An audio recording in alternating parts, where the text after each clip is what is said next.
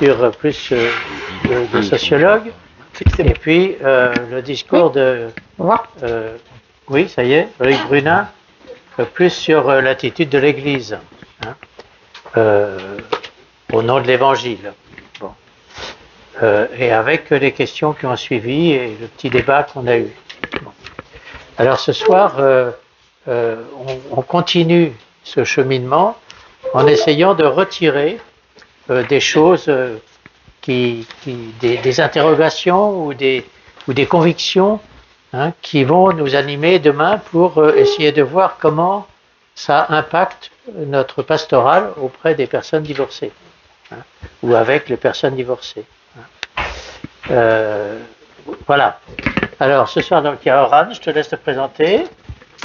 Oui, alors Oran de Motor, c'est sympathique, il y en a un certain nombre que je connais dans la salle.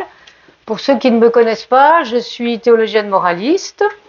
J'enseigne actuellement à l'Institut catholique de Paris. Et puis je suis aussi enseignante invitée au Centre Sèvres, enfin non, on peut plus dire Centre Sèvres, à Loyola Paris. Ah oui. Voilà. Et j'ai travaillé à la Conférence des évêques de France de 2013 à 2020. Où j'étais en directrice adjointe du service national famille et société en charge des questions de famille. Et Véronique Longchamp, qui est là, en rose, a pris la suite. Donc on est contente de continuer à collaborer ensemble. Je rajoute que j'ai écrit avec Alain Thomaset un livre qui s'appelle Familles belles et fragiles, mettre en œuvre l'exhortation à Maurice Laetitia. Et j'ai coordonné l'édition Agneté d'Amoris Laetitia, qui est ce fameux grand livre rouge. Voilà, donc je continue à travailler les questions de famille, je continue à m'y intéresser. Et en écoutant, en participant à cette journée et en écho au chant qu'on a chanté en premier, sur l'espérance. Sur l'espérance, avant qu'on puisse avoir un dialogue, je voudrais quand même dire que oui, il y a des questions ecclésiologiques, oui, il y a des prêtres comme ci, comme ça, des évêques comme ci, comme ça. C'est vrai, et on ne peut pas le nier, mais il y a aussi de l'espérance. L'espérance, évidemment, c'est de vous voir actif, engagé. C'est aussi que dans les formations théologiques, Maurice Laetitia trouve sa place, on forme nos étudiants. Qui pour une part sont séminaristes, pour une part sont laïcs, pour une part sont religieux, religieuses. On les forme à la manière dont l'Église aujourd'hui accompagne les familles, toutes les familles. Et donc il y a quelque chose quand même qui se laboure. C'est indéniable. La formation au discernement pastoral que nous coordonnons à Maurice Laetitia, on en est à la 4e promotion. C'est des gens qui viennent de toute la France. J'ai fait l'autre jour, on a calculé, ça fait déjà 120 personnes qui sont passées. Alors on peut dire 120, c'est pas grand-chose, mais c'est des gens en responsabilité. Allez-y pour vous inscrire. Ça recommence en novembre, 15 et 16 mars. 15 et 16 novembre. Et puis, un lieu d'espérance, c'est quand même qu'il y ait du dynamisme créatif. Là, en face de moi, j'ai les affiches, là. Vous les avez regardées, là, de quelques initiatives. Il y a ça, mais il y a beaucoup d'autres choses. Il y a des processus diocésains de discernement dans à peu près 25 diocèses, peut-être même plus. Véronique en reparlera. Il y a des groupes comme ci, des groupes comme ça, et ça fait écho, cette variété qui peut être perturbante parce qu'on se dit il y a de l'inégalité. Ou bien, si je ne suis pas dans le bon diocèse ou la bonne paroisse, ça va mal se passer. Alors, on peut dire ça.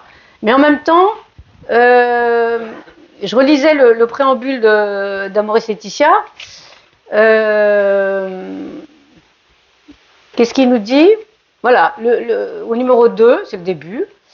Nécessité de continuer à approfondir librement certaines questions doctrinales, morales, spirituelles, pastorales. On est là. On continue à approfondir librement les questions, et notamment au niveau pastoral, mais pas que, aussi au niveau doctrinal. Voilà. Et le pape nous dit aussi, dans chaque pays ou région peuvent être cherchées des solutions plus inculturées, attentives aux traditions et aux défis locaux.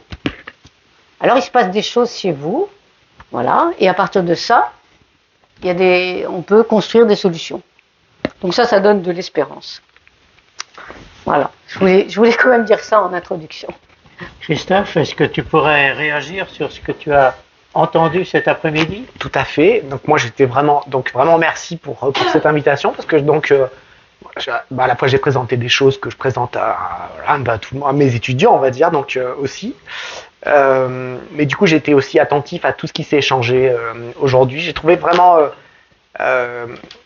très intéressant, donc à la fois donc cette diversité de l'Église, mais je la connaissais quand même déjà un petit peu parce que c'est pas la première fois que le débat donc sur les divorcés remariés donc et les groupes qui travaillent pour leur reconnaissance, donc c'est pas la première fois que je les fréquente donc du tout, mais donc j'étais très intéressé donc par les échanges et notamment donc par l'interview donc de cet après-midi. Et où là, donc, j'ai essayé de comprendre, j'ai eu l'impression d'avoir compris la différence entre doctrine et pastorale. Ah oui, c'est. Donc, je sais pas, donc, mon background à moi, puisqu'il faut toujours savoir d'où on parle. Bon, je viens d'une famille catholique, mon papa est toujours très catholique d'ailleurs. Ma maman, toujours été un peu distante, sans que je puisse savoir pourquoi d'ailleurs. J'étais enfant de cœur jusqu'à tard. Puis ensuite, je me suis quand même vraiment éloigné. Donc, je suis entré en sociologie, on va le dire comme ça. On va changer de. Voilà, mais donc, mais sans animosité d'ailleurs. Mais donc, du coup, j'ai quand même un regard plutôt éloigné, quoi, sur les débats théologiques, par exemple, c'est vraiment très, très loin de moi. Et donc, j'ai trouvé vraiment très intéressant donc, la notion de pastorale, et j'ai compris qu'à travers cette notion-là, l'Église donc délaissait un discours qui était un discours normatif, intangible, donc absolu, donc auquel le public a des difficultés de se conformer. L'Église a cessé d'être un producteur de normes. Donc il y en a plein d'autres dans la société. Donc un producteur de normes donc qui essaie d'imposer des comportements de façon stricte. Voilà, donc j'ai compris ça déjà. Et en même temps donc elle se tourne donc aujourd'hui beaucoup plus donc à travers Amoris Laetitia vers donc l'écoute de l'autre, donc l'accueil, c'est le terme qui a été utilisé, mais en tout cas une forme de reconnaissance à la fois de la diversité des parcours, des individus, leur singularité. Et pour moi, ça entre en résonance avec ce qu'on constate dans le domaine de la famille, dans plein d'autres domaines de la société, c'est-à-dire ce qu'on pourrait appeler la nouvelle valeur donc sociale depuis près d'un siècle, en fait, qui est en train de monter de plus en plus, ce qui n'était pas tant le cas avant, que Émile Durkheim, donc le fondateur de la sociologie, avait déjà en partie théorisé donc, au tournant du XXe siècle, c'est-à-dire que une certaine forme de sacré qui se retrouve dans l'individu. Et donc cette reconnaissance de l'individu comme singulier, qu'il faut protéger, je le retrouve dans la démarche de l'Église. Je trouve ça très, très positif parce que du point de vue de la morale, des valeurs morales, on va dire que la société porte au global, pas simplement religieuse, c'est totalement en résonance avec la modernité en fait qu'on vit. Même si la modernité est multiple, hein, donc c'est en tout cas un pan de la morale civique, de la morale sociale en fait, qui correspond complètement, on va dire, avec notre époque. Donc c'était passionnant. Voilà. Merci. Alors, attends, moi, je vais réagir parce que je trouve ça vraiment intéressant qu'un sociologue entende un théologien, un évêque, et qu'il arrive à en capter le cœur. Mais si, oui, c'est intéressant, parce que le cœur, c'est vraiment ça. Alors, je vais mettre juste un petit bémol, l'Église produit encore des normes. Oui, hein, j'avais compris. J'avais compris. Voilà. Voilà, mais après, il y a différents niveaux de normes, on ne va pas rentrer. Mais la nouveauté, c'est qu'aujourd'hui, on remet l'accent de manière puissante sur l'articulation des normes et des personnes. Alors moi, je dis personne, on a individu, mais c'est... Hein, alors que pendant tout un temps, et ça demeure encore présent, d'une certaine manière, dans le discernement moral, seule la norme comptait, et puis la personne, Elle passait à la trappe. Voilà. Aujourd'hui, on est bien dans cette réarticulation et des normes parce qu'elles nous aident à vivre ensemble, elles aident à faire diminuer la violence, elles sont nécessaires. Mais d'une certaine manière, la norme morale n'a plus le dernier mot. C'est la personne qui a le dernier mot, le sujet. Mais sans oublier les normes, qui sont là pour éclairer son discernement ou le discernement du groupe, etc. Voilà. Mais le cœur, il est bien là. La norme et la personne. Alors du coup, on va faire un petit dialogue. Du point de vue de la sociologie, le fait que l'individu donc, soit construit comme une personne, c'est-à-dire comme un individu singulier, et donc ait la capacité de s'exprimer, et même le droit de s'exprimer, sur plein de sujets. Sa santé. L'individu en tant que patient, ou la personne, l'individu en tant que patient quand même, voilà, désormais a des droits face au médecin. C'est pas l'autorité verticale qui s'impose sur l'individu, donc l'individu peut dire non, il a une capacité à choisir. Dans les débats récents, donc sur la fin de vie, l'individu a aussi le choix, a de plus en plus le choix de sa mort. En tout cas, c'est comme ça que c'est présenté, c'est-à-dire que voilà, donc sur ce domaine-là, donc dans plein de domaines de la vie quotidienne, l'individu est construit comme quelqu'un qui est à la fois singulier, donc ça c'est le côté personne, et ensuite donc il y a voix au chapitre sur plein de domaines, pas seulement électoral, mais donc dans sa vie personnelle. De notre point de vue, du point de vue de la sociologie, cette construction de l'individu comme personne, c'est une norme, au sens où c'est quelque chose qui s'impose à tous, c'est-à-dire que quand on éduque un enfant, on n'éduque pas simplement un garçon, on n'éduque pas des garçons ou des filles indifférenciés, on doit les construire comme des individus qui ont une personnalité propre, une richesse propre, et de notre point de vue, c'est des normes sociales. Voilà, donc elles sont effectivement raisonnables, voilà, elles sont dans le même sens. Voilà. Oui, c'est pas des commandements, mais c'est ce vers quoi, on va dire, la société nous... Là, je mets ma casquette de moraliste, il y a un ethos. C'est-à-dire que dans une société donnée, il y a des normes, et quand on parle des normes morales, ce n'est pas les normes juridiques. Il n'y a pas de liste de normes morales. Alors qu'il y a un code civil, il y a un code de la route. Mais on est ailleurs avec les normes morales, elles changent. Je rappelle, les normes morales d'aujourd'hui en France, ce n'est pas exactement les normes morales du Moyen-Âge ou les normes morales concernant la famille, ce n'est pas les mêmes normes morales qu'au Togo. Donc il n'y a pas de liste, fixe, mais il y a des normes morales. Dans toute société, il y a des normes. Il y a des normes morales, on ne peut pas vivre sans. Non. On ne peut pas vivre sans. Et donc effectivement, la construction de personnes, alors, elle est au cœur de la réflexion théologique, parce que on est attaché aux personnes, avec peut-être quelque chose d'un peu spécifique, c'est qu'on va beaucoup insister en théologie chrétienne, et je trouve que ça rejoint notre journée d'aujourd'hui, sur une vision de la personne qui est toujours en relation.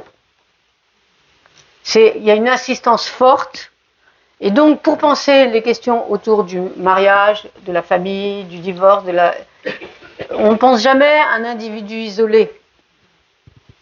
Et du coup, là, on l'a entendu, moi ça m'a frappé quand même tout à l'heure, la porte d'entrée que vous avez choisie pour la journée, c'est finalement, quand on a un enfant dont les parents ont divorcé, comment ça joue.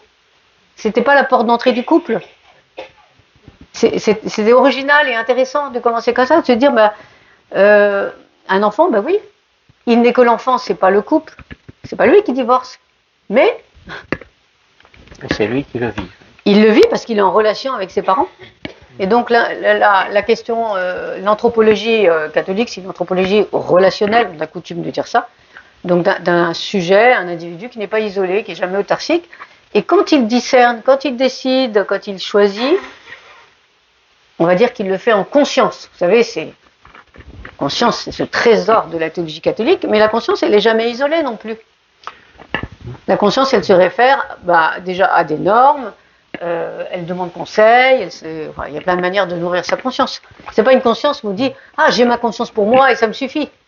Et par exemple, pour l'accès le retour au sacrement, la voie a été ouverte d'un mois, etc., c'est pas juste « Bon, je discerne tout seul dans mon petit coin », et puis voilà quoi.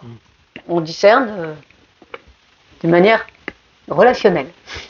Alors sur cette question de l'existence des normes et de sa nécessité, est-ce que vous avez des réactions et des questions que vous posez ou des réactions que vous voudriez faire entendre, hein? Parce que là, on nous dit, voilà, il faut des normes. Hein? Oui. J'ai une première réaction qui n'est pas exactement sur les normes.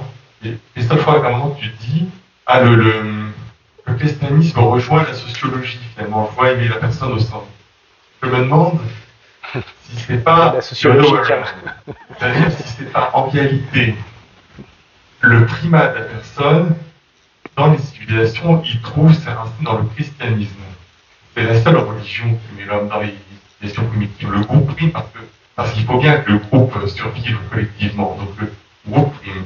Et c'est le christianisme le premier qui met l'homme, il y a 2000 ans, au sommet. Et la pensée du christianisme, elle influence tous les auteurs des Lumières, qui influencent les sociologues qui font du lendemain, et qui s'affranchissent de la pensée chrétienne. Mais en réalité, il me semble que la racine, elle est là. Alors peut-être que Oran aura plus de lumière que moi, historique on va dire, mais si on revient en fait sur le débat par exemple de l'enfant comme personne, historiquement en fait cette construction-là elle est assez récente dans l'histoire. Christianisme, le monde était chrétien depuis très très longtemps, l'enfant n'était pas une personne avant très très tard, le 19e siècle principalement, à partir du moment où on a construit l'enfant comme autre chose qu'un petit adulte, voilà, donc c'est-à-dire un âge spécifique, et doté en fait de capacités qui lui étaient propres, c'est-à-dire une forme de singularité, et là c'est encore, on va dire, encore plus récent. Et pour les travaux des historiens qui ont travaillé sur le sujet, donc je pense à Philippe Ariès par exemple, on va dire le cœur de la transformation, ce qui met au cœur de la transformation, c'est pas tellement la religion, puisque donc le catholicisme était là, déjà présent depuis très très longtemps, c'est l'école, bizarrement en fait. C'est l'école, la transformation qui fait qu'à un moment donné, ces petits êtres-là, ils devaient avoir une éducation spécifique qui était pas celle des adultes, donc ils ne devaient pas rester dans l'atelier avec les parents, ils devaient être regroupés par classe d'âge, avec des besoins spécifiques, donc là, par groupe de niveau, groupe d'âge. Et puis ensuite, donc la psychologie est revenue après, pour rajouter des qualités, on pourrait dire plus singulières, une forme de richesse intérieure, de richesse cachée qu'il faut développer, que les parents doivent développer, ce qui est du boulot. C'est plus compliqué avec des individus singuliers enfants qu'il faut développer, c'est plus compliqué qu'un jeune enfant qui n'a pas de spécificité particulière, qui n'est pas un individu. C'est plus de boulot pour les parents. Mais donc voilà, voilà. Et mon rapprochement, c'était juste pour dire, voilà, c'était pas pour dire que la religion se rapproche, mais il y a une forme de coïncidence en fait qui est tout à fait heureuse, je dirais, et intéressante à noter. Je ne veux pas répondre directement à la question, mais je vais rebondir sur le mot enfant. Quand j'entends ce mot enfant et puis la reconnaissance progressive par notre civilisation occidentale que l'enfant est une personne, je me dis, je n'ai pas élaboré ma réflexion, je réfléchis à voix haute, qu'il arrive que les personnes divorcées soient considérées comme des enfants par les pasteurs, qui ne sont pas capables de discerner ce qui est bon pour elles. Mais là, dans un sens hiérarchique. Oui, dans un sens hiérarchique. On les minorise en faisant ça. C'est un manque de confiance que certains expérimentent, témoignent. D'une certaine manière, c'est comme si... il y a une crainte, on la connaît, de certains, du respect de la conscience des autres. Comme si les gens n'étaient pas capables de discerner vraiment ce qui était bon pour eux, ce qui était bon pour les autres. Donc une position de minorité. Je dis enfant dans ce sens-là. Et c'est quand même une difficulté, j'ai envie de dire. Une difficulté, et là, une des nouveautés d'Amoris Laetitia, c'est de pointer cette difficulté et de dire, je vais vous citer cette citation très incisive que vous connaissez certainement, qui nous dit, en parlant de la conscience, je crois que c'est au numéro 37. Nous avons cru qu'en insistant seulement sur des questions doctrinales, bioéthiques ou morales, sans encourager l'ouverture à la grâce, nous soutenions déjà suffisamment les familles, consolidions le lien des époux et donnions un sens à la vie commune. On a cru ça, dit-il. Quand il dit nous, c'est en Église, les acteurs pastoraux. En insistant sur la doctrine, on a cru qu'on soutenait suffisamment les familles. Bon, on entend déjà la critique là. Et puis il poursuit, on a du mal à présenter le mariage comme davantage comme un parcours dynamique de développement et d'épanouissement que comme un poids à supporter toute la vie. Bon, on est quand même un peu au cœur de notre question là. Et il termine, il nous coûte de laisser de la place à la conscience des fidèles, et ça c'est vraiment majeur, la suite surtout, qui souvent répondent de leur mieux à l'évangile avec leurs limites. On répond avec nos limites. Ben oui, on est limité, on est humain. On ne peut pas faire autrement. Ils répondent de leur mieux à l'évangile avec leurs limites et peuvent exercer leur propre discernement dans des situations où tous les schémas sont battus en brèche. On vient de nous présenter des schémas qui sont nouveaux, des schémas de vie, des situations de vie, des histoires de vie qui étaient inimaginables il y a 60 ans. Hein? Ben voilà. Dans ces situations, l'Église reconnaît que, ben oui, les baptisés peuvent exercer leur conscience dans des situations où tous les schémas sont battus en brèche. Ce ne sont pas des petits-enfants de 5 ans. Voilà. Et une des difficultés aujourd'hui, parce que vous évoquiez les questions ecclésiologiques là tout à l'heure, oui, mon évêque, oui, mon curé, tout ça. Une des difficultés, c'est de se faire suffisamment confiance en Église. Enfin, moi, je le ressens comme ça, en tout cas, une difficulté importante de se faire confiance. Alors, si ce sont des personnes majeures et qui peuvent décider pour leur vie, pourquoi parle-t-on d'accompagnement ?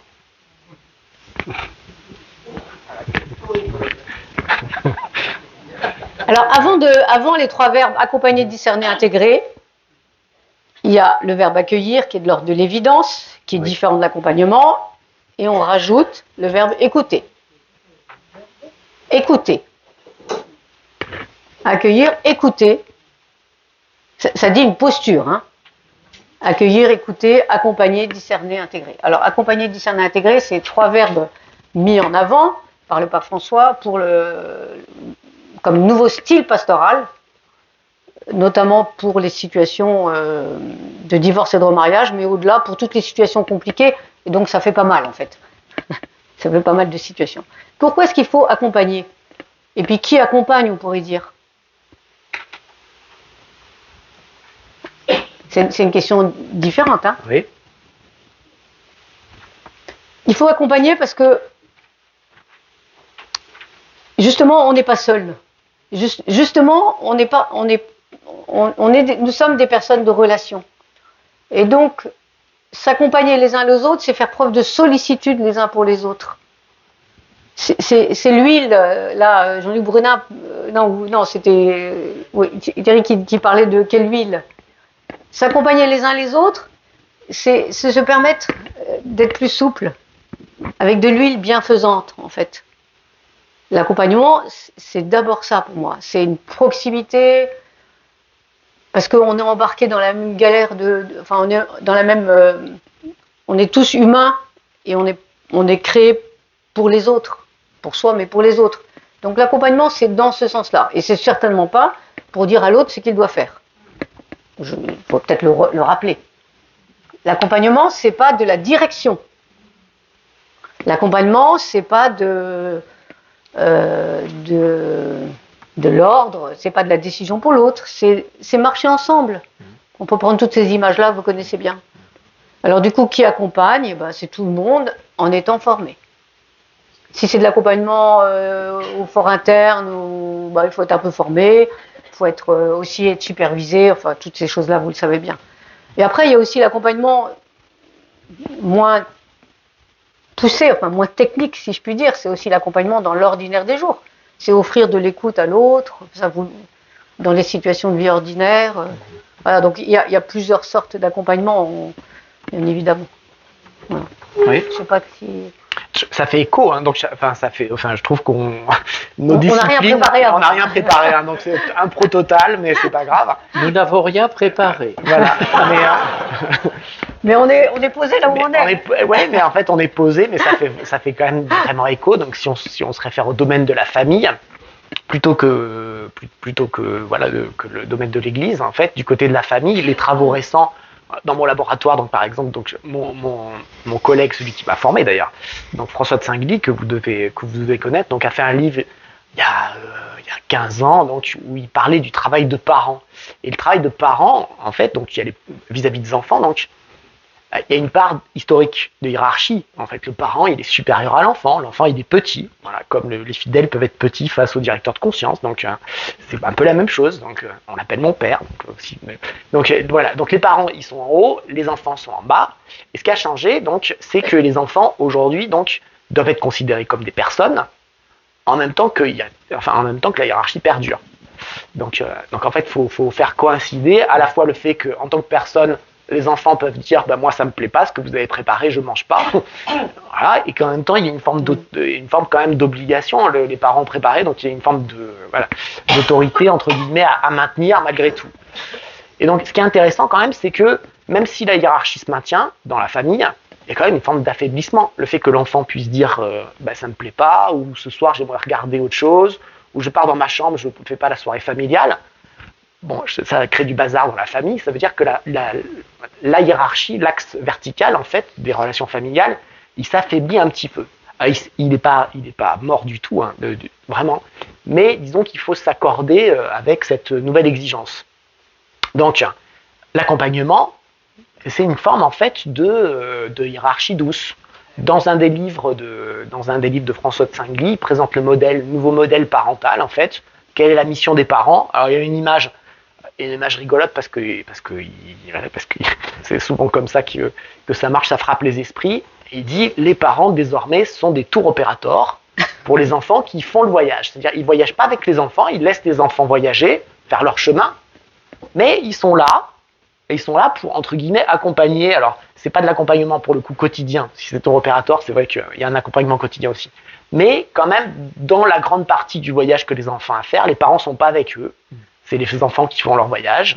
Par contre, ils sont là en backup. Ils sont toujours là, que s'il y a un problème, un billet acheté.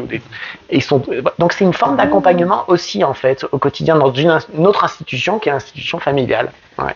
Où la hiérarchie, du coup, c'est en train de se tasser un petit peu. Et avec un regard bienveillant. Ah oui, en général, les parents ont un regard peut-être agacé, mais. Mais il ne faut pas le dire. Mais aussi bien. Voilà, ils aiment leurs enfants. Même s'il est agacé, il reste bienveillant. Voilà. Il y a toujours un but dans l'accompagnement. Oui. Monseigneur Bonnet disait accompagner les personnes afin qu'elles découvrent peu à peu les exigences de l'Église et les intègrent peu à peu dans leur vie. Donc en fait. De l'Évangile. De l'Évangile, pas de l'Église. De l'Évangile. Donc en fait, il y a un but. Enfin, je veux dire, c'est les accompagner vers quelque chose. Alors que ce qu'on disait tout à l'heure, c'était que chacun découvre en conscience, je sais pas comment Ben justement, l'accompagnateur, il a comme mission d'ouvrir éventuellement, si la personne en a besoin, d'ouvrir à un certain nombre de points de repère. Et parmi ces points de repère, il y a l'Évangile, la parole de l'Évangile, comme il y a aussi les normes de l'Église, comme il y a aussi, enfin voilà, c'est dans l'accompagnement, c'est ça, mais c'est à la personne de faire son chemin en conscience. Alors, il y aura un contresens, je réagis. C'est de dire, il y a un objectif de la part de l'accompagnant, c'est de bien comprendre, par exemple, que le divorce est mal. Ou bien, on voit ça dans certains mouvements aujourd'hui, de bien faire comprendre que finalement, la réintégration sacramentelle, c'est pas terrible, quoi. Voilà. Ça ne serait pas un accompagnement. Ça serait, c'est un gamin et je le tire jusque-là, je sais ce qui est bon pour lui. Un accompagnement, aujourd'hui, au fort interne, ou un accompagnement, on prend la personne comme on est, on marche avec elle, et Jean, qui est devant moi, a accompagné beaucoup de personnes dans leur discernement au fort interne, il pourra nous raconter, vous l'avez déjà entendu pour certains.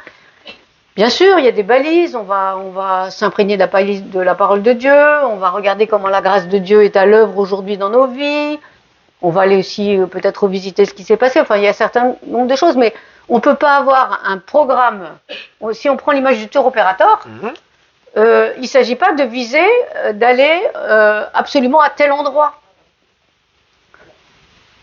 Par contre, il s'agit de cheminer. Alors, dit comme ça, ça gêne certains parce que, ben justement, c'est pas très clair, quoi. Mais on va où? On va nous perdre.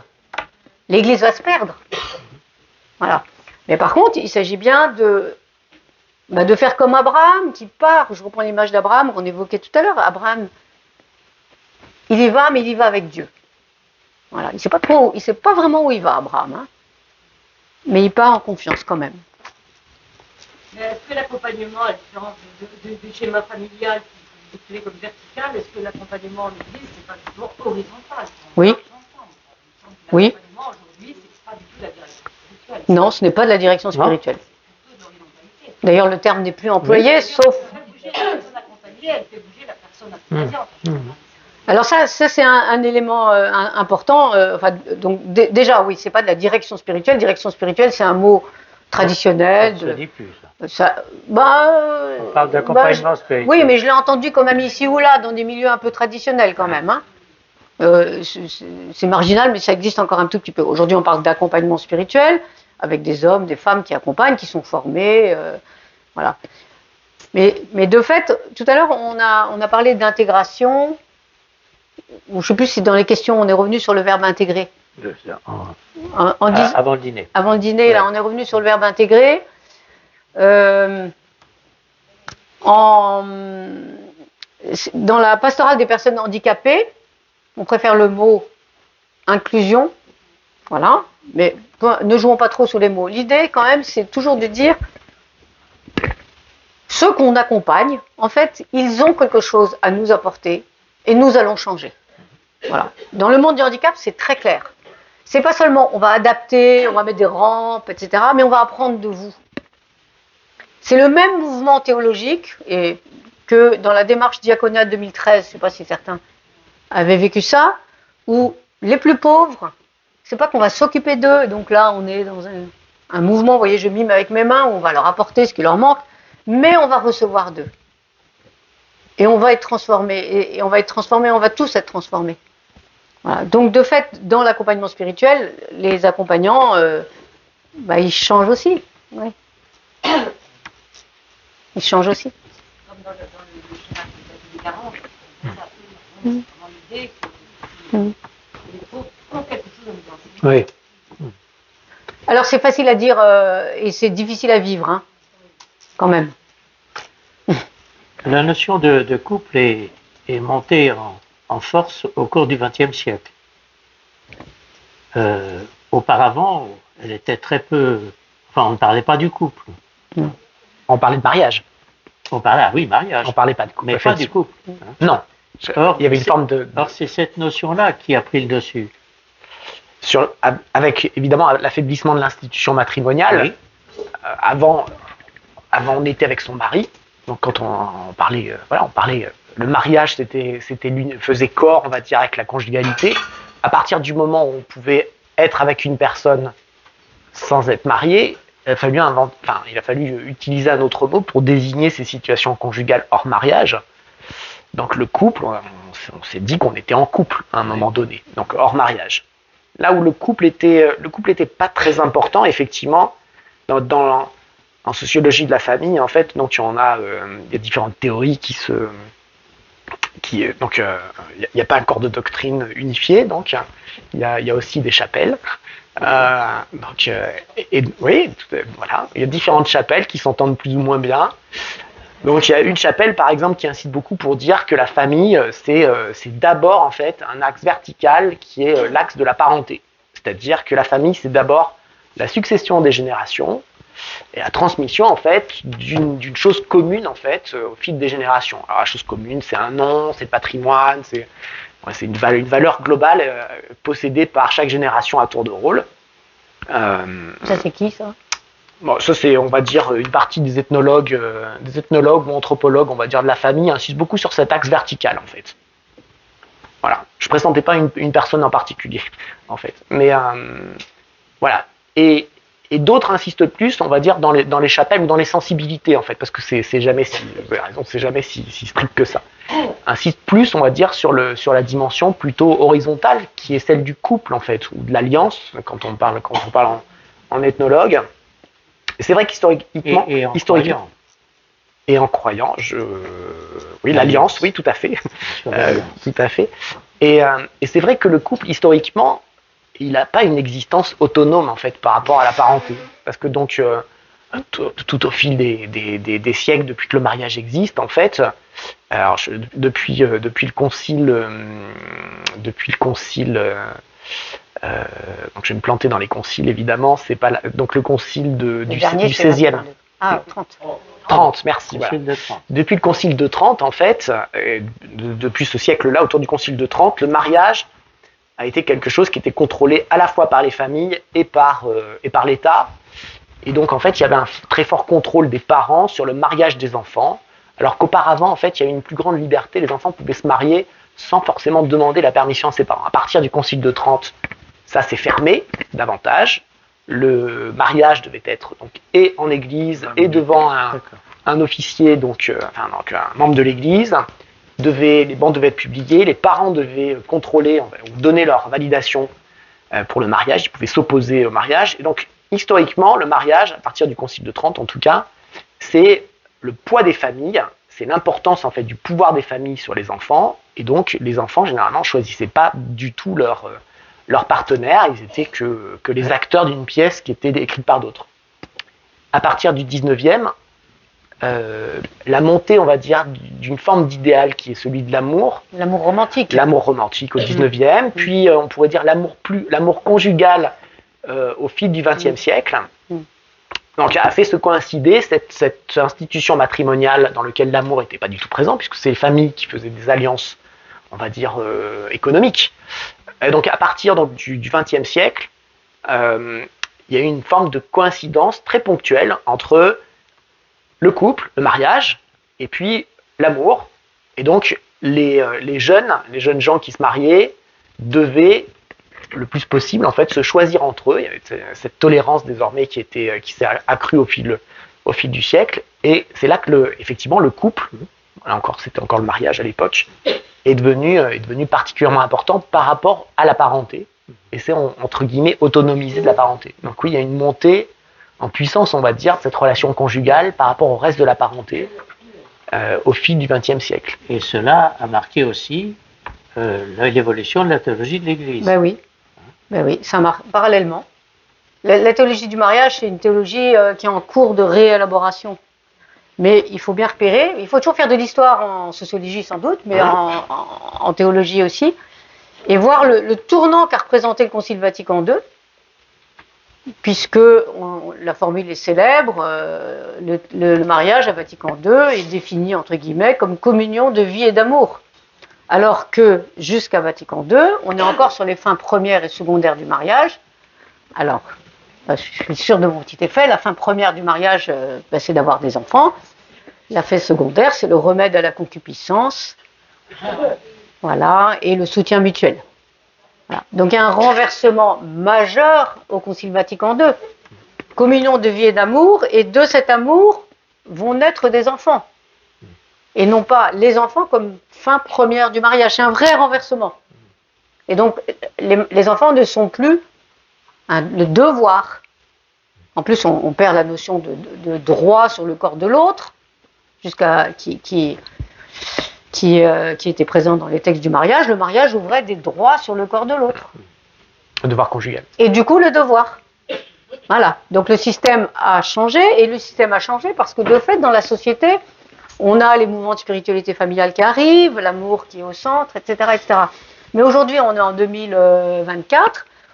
On hérite d'une théologie qui nous vient du Moyen-Âge, avec des catégories de métaphysique classique qui ne sont plus les nôtres, qui pensent la permanence, notamment du sacrement, quels que soient les accidents de la vie, ce qui explique les difficultés par rapport au divorce et au remariage. D'une certaine manière, les accidents de la vie ne comptent pas. Ça reste des accidents au sens aristotélicien. L'essence des choses demeure. Donc le mariage n'est pas affecté. Ça, c'est la vision de la métaphysique classique. L'histoire des personnes ne rentre pas en ligne de compte. Donc on hérite de ça, c'est encore présent dans la théologie, et en même temps, le XXe siècle, on développe une théologie personnaliste, pour revenir sur ce qu'on disait au départ, où de fait la personne est au centre, avec son histoire, ses limites, ses capacités. Alors tout ça, ça a du mal à bien s'articuler, s'harmoniser, et suivant les chapelles théologiques, pour reprendre l'expression, parce que oui, il y a des chapelles théologiques, eh ben on va plus insister sur certaines choses ou sur d'autres. Mais c'est pas nouveau, hein. Des débats théologiques, c'est depuis toujours. Il ne faut pas s'imaginer que notre époque est plus marquée par ça.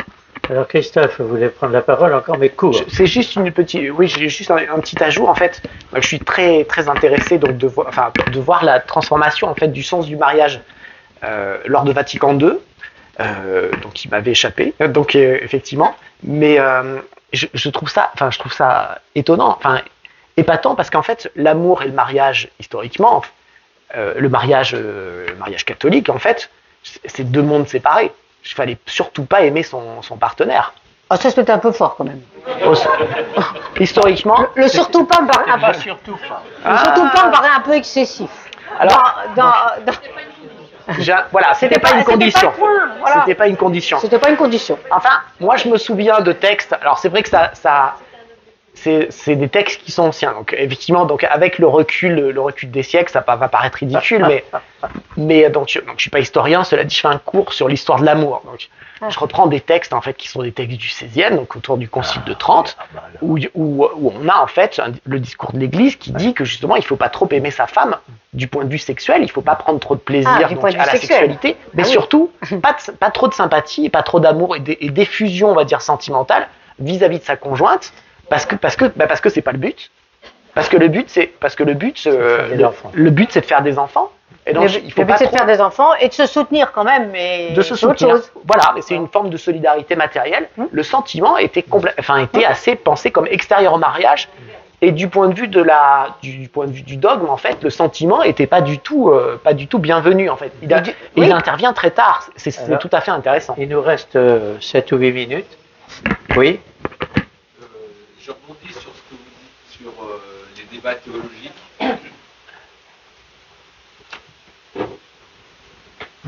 Je rebondis sur ce que vous dites sur les débats théologiques qui sont anciens et l'évolution là, du mariage autour de Vatican II. Qu'est-ce qui était le moteur de l'évolution de la doctrine de l'Église? Et quel était le moteur à l'époque? Et est-ce que ce moteur pourrait être actif maintenant pour faire évoluer la théologie du mariage, du divorce aujourd'hui? Alors, très rapidement, parce que c'est pas. On a beaucoup de choses à se dire, mais très rapidement, il y a quand même un puissant courant avant Vatican II autour de la spiritualité familiale, justement sur l'amour. Il y a des couples, on commence à écouter des couples, etc. Dans les textes du Concile, il n'y a presque rien sur le mariage. Il y a 4 numéros dans Gaudium et Spes. Voilà, numéro 48 à. Je sais plus, 48-52, je crois. 52. Voilà, donc il n'y a presque rien. Il n'y a pas grand-chose sur les enfants. Le pape, la question de la régulation des naissances a été retirée à Vatican II et a abouti plus tard à Humanité, mais ça n'a plus été un objet de débat. Donc c'est pas du tout central. Mais voilà, il y a ce mouvement. Et puis pour aujourd'hui, de fait, les choses évoluent quand même. Amoris Laetitia, c'est un texte nouveau dans son approche. Parce qu'on commence par la parole de Dieu. Mais qu'est-ce qu'on montre dans la parole de Dieu, dans le premier chapitre? On montre la complexité de la vie familiale. C'est pas sur le mariage uniquement, c'est sur la vie familiale. On accueille la parole de Dieu. On sort d'une pratique qui était, en gros, il y avait 6 textes pour parler du mariage. Éphésiens 5, Matthieu 19, Genèse 2, éventuellement le Cantique, et encore, pas trop sûr. Voilà, il y avait 5 textes. Là, dans Amoris Laetitia, les textes bibliques sur lesquels s'appuie le pape François, c'est beaucoup plus large. Oui, puis il y a le psaume. On commence par un psaume qui parle de la vie familiale autour de la table. Il y a des textes de la littérature sapientielle, donc littérature de sagesse. C'est des textes qui s'appuient sur les grandes sagesses humaines. Il y a tout l'hymne à la charité de Saint Paul. Alors l'hymne à la charité, ça faisait partie pour le coup des textes quand même pivots du mariage, quoi. Alors, je voudrais simplement qu'il nous reste quelques minutes pour pouvoir éclairer un petit peu ce qu'on va faire demain.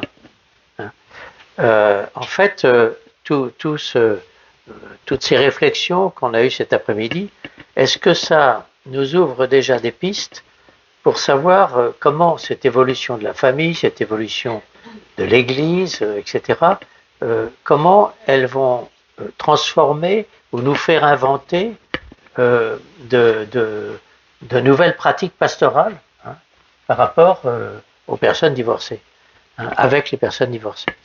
Et ça, je pense que ça peut être intéressant de savoir, au fond, oui, tel qu'on y a réfléchi, voilà. Alors, moi, je trouve que c'est une question très importante, vous n'allez pas y répondre maintenant, mais je vais vous dire pourquoi, c'est par rapport à l'articulation doctrine pastorale. On a commencé par ça. Alors, parfois, et on voit la doctrine comme ce qui est solide, sûr, et puis ça va irriguer en plus fine la pastorale, la doctrine étant un peu dure, la pastorale, c'est sympa. Voilà. On a souvent cette conception, et la miséricorde, la miséricorde c'est du côté de la pastorale, oui, il y a des grandes vérités, mais quand même, Jésus, il regarde avec amour et tendresse les gens qu'il rencontre. Voilà. Or, en théologie fondamentale, c'est pas du tout comme ça que ça se pense. Il y a une circularité permanente entre doctrine et pastorale. La pastorale n'est pas la déclinaison de la doctrine.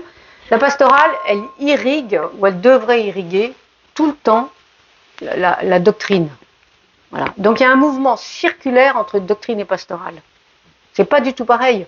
C'est pas la plus descendante. Et la miséricorde, en fait, c'est le cœur de la doctrine. Parce que le miséricordieux, c'est le Christ. Donc, la miséricorde, c'est le cœur de la doctrine. C'est pas juste une déclinaison, c'est pas une déclinaison douce de la pastorale, de la doctrine, qui serait la pastorale. Donc, quand on affiche des expériences pratiques, quand vous pouvez témoigner de ce qui se vit, en fait, tout ça, ça nourrit la réflexion théologique. Ça l'enrichit, ça la féconde. Et ce qui s'écrit dans des textes doctrinaux, parce que ça c'est un texte doctrinal, un texte magistériel avec une visée pastorale, mais c'est un texte doctrinal, va nourrir réciproquement vos initiatives. Voilà. Donc c'est un mouvement dynamique. Donc osez vous lancer, partagez ce que vous faites, parce que ça nourrit le travail des théologiens aussi.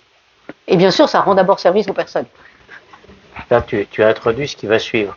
Oui. Mais je pense qu'on a beaucoup, cet après-midi, il y a eu toujours le va-et-vient entre le couple, la famille, la personne et le groupe. Est-ce que, en fin de compte, dans notre agir pastoral, est-ce qu'on ne devrait pas être plus attentif à la famille, c'est-à-dire à la personne dans sa dynamique, en fin de compte. Est-ce qu'il n'y aurait pas quelque chose comme ça qui serait important? C'est moi qui réponds oui, là oui. Non, mais sinon j'avais une. Tu peux avoir pas sur cette question. Sur la question précédente, j'aurais pu rebondir. Rebondir. Sur la question précédente, en fait, de savoir ce qui peut être fait. Donc, je vais faire une analogie avec la famille. Dans la famille, il y a aussi des choses sur lesquelles on transige. Il y a des choses sur lesquelles on est sur une forme d'égalité, sur lesquelles on peut discuter. Est-ce qu'on va voir un film ce week-end? Est-ce qu'on sort? Est-ce qu'on fait une activité ensemble? Puis il y a des choses intangibles, des choses dures. Les choses dures, c'est tout ce qui concerne les choses centrales dans la famille, c'est-à-dire la reproduction des capitaux, en fait, qui doivent se transmettre Donc il y a quand même un axe Donc en fait, ce qui est central, en fait, c'est les études. On transige pas forcément beaucoup sur les études. Les devoirs, c'est tous les soirs, on surveille. Dans certaines familles, c'est pas si strict que ça, mais donc quand même, il y a certaines choses sur lesquelles on peut être plus coulant, c'est-à-dire la hiérarchie, les parents peuvent être plus coulants, au sens où ils peuvent laisser de l'autonomie aux enfants, de faire des loisirs, de voir les copains et tout ça, si les choses centrales sont bien tenues. Toute la question est donc de savoir, en fait, pour vous, de savoir en fait qu'est-ce qui est central et qu'est-ce qui est pas central. Le central, en fait, c'est un peu relatif. C'est-à-dire que peut-être que, je vais être assez cynique, hein, peut-être que la perspective d'intégrer les couples de même sexe, c'est un enjeu beaucoup plus central que le sacrement des familles, des personnes qui sont remariées. Peut-être que c'est sur cette chose-là que l'Église ne va pas céder, parce qu'elle estime que c'est un truc ultra central pour elle. Et donc, du coup, elle laissera passer une partie des choses qui paraissent moins importantes sur lesquelles elles peuvent transiger. Bon, c'est une vision un peu cynique. Mais disons, je pense qu'on peut quand même se dire, voilà, s'il y a un axe vertical, donc des choses intangibles, le dogme en fait, une autorité qui s'impose, ça ne peut pas s'imposer sur tout. Donc il y a bien des choses sur lesquelles l'Église a lâché, la messe en latin, elle a lâché plein de trucs l'Église quand même. Ah oui, oui. Du point de vue du dogme en fait, ça a quand même c'est beaucoup pas du bougé. dogme. Non, alors mais en tout cas du point de vue des pratiques, du point de vue des pratiques. Pas du dogme, mais des normes. Voilà, du point de vue des normes, des pratiques. Mais donc peut-être que, on va dire, sur un certain nombre de points, le dogme peut aussi, on va dire, être aménagé parce qu'il y a des enjeux plus centraux que d'autres en fait. Ben, on voit ça effectivement aujourd'hui, l'Église passe son temps à insister sur le fait qu'elle tient au mariage. Elle tient au mariage sacramentel entre un homme et une femme, voilà, etc. Et c'est ça la nouveauté, il y a le deuxième pied en même temps. C'est-à-dire qu'elle dit, mais oui, d'autres vivent autre chose. D'autres vivent des vies différentes. Et ils sont chez eux en église. Il faut les intégrer. Il faut les intégrer, les accompagner. Et dans ce autre, il y a beaucoup de diversité. Ici en France, on n'a pas trop de problèmes avec les couples cohabitants. Dans d'autres pays, c'est beaucoup plus compliqué. Dans certaines paroisses, on refuse de les marier, d'ailleurs, même en France. Là, j'ai eu un témoignage encore cette semaine. Mais globalement, couple cohabitant, couple cohabitant. Le divorce et le remariage, c'est passé dans la société. Et dans l'Église, oui, autour de nous, on a quand même plein de gens dans nos paroisses qui sont divorcés seuls, divorcés remariés. Là où ça coince aujourd'hui, c'est certaines responsabilités, mais pas toutes. Et ici ou là, l'accès au sacrement, notamment de l'Eucharistie et de réconciliation. Voilà. Donc, on voit bien quand même qu'il y a effectivement des évolutions et puis des priorités qui ne sont pas les mêmes partout. Et la question de l'homosexualité, on en parlait tout à l'heure. C'est vrai qu'aujourd'hui, c'est la question dont on parle. Mais parce qu'on n'en a pas beaucoup parlé pendant longtemps. Voilà. Tandis que le divorce, vous êtes engagé ou vous vivez vous-même la situation.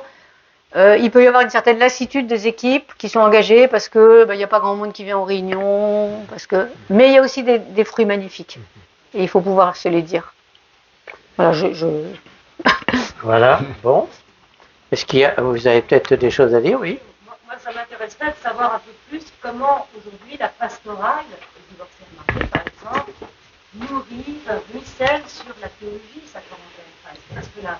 Est-ce que vous parlez tout à l'heure de théologie médiévale, en opposition à la théologie personnaliste, aujourd'hui, est-ce qu'il y a des auteurs qui écrivent sur la notion de mariage sacramentel, comment cette théologie du sacrement, elle évolue au contact de la réalité sociologique pastorale? Oui, moi je peux vous donner par exemple le nom, certains la connaissent ici, d'Hélène Bricou.